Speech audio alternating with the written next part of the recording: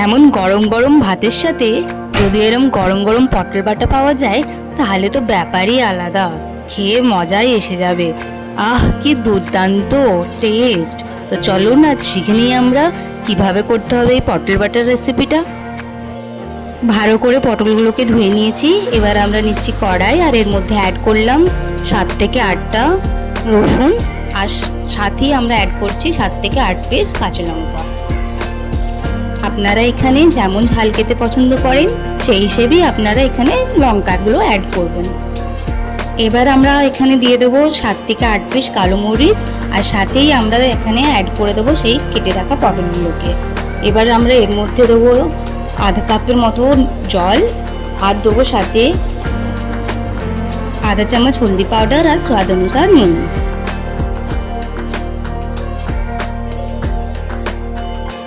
এবার আমরা ঢেকে লো ফ্লেমে 10 থেকে 15 মিনিট পর্যন্ত এই পটলটাকে ভালো করে ভাপিয়ে নেব।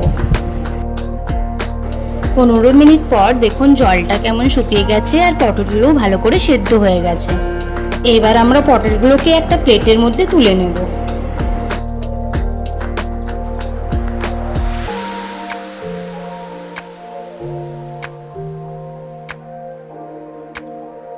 এইবার আমরা কড়াইয়ের মধ্যে অ্যাড করব সরিষার তেল। সরিষার তেলটা গরম হয়ে গেলে আমরা ভাপানো পটলের মিশ্রণটাকে এর মধ্যে অ্যাড করে দেব।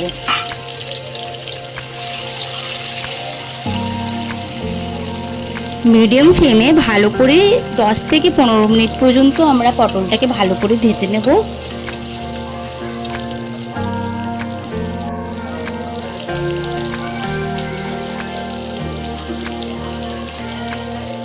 দেখুন কিছু এইরকম কালার আসবে পটলের। পটলগুলো ভালো করে ভাজা হয়ে গেলে একটা মিক্সার জারের মধ্যে পটলগুলোকে তুলে নেব, আর বেঁচে থাকা তেলটাও আমরা এরই মধ্যে অ্যাড করে দেব।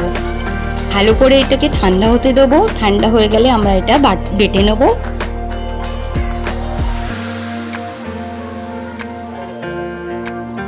ঠান্ডা হওয়ার পর পটলটাকে বেটে নিয়েছি, আর চলো এর সাথে রেডি হয়েছে আমাদের পটল বাটার রেসিপি। বেটে নেওয়ার পর দেখো ঠিক এইভাবে টেক্সচার আসবে, খুবই টেস্টি ডিলিশিয়াস।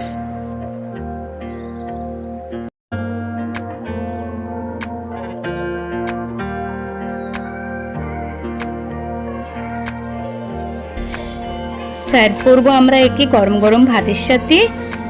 কি দুর্দান্ত টেস্টি খেতে! আপনারা অবশ্যই বাড়িতে এই রেসিপিটা ট্রাই করে কমেন্ট বক্সে আমায় অবশ্যই জানাবেন এই রেসিপিটা আপনাদের কেমন লেগেছে।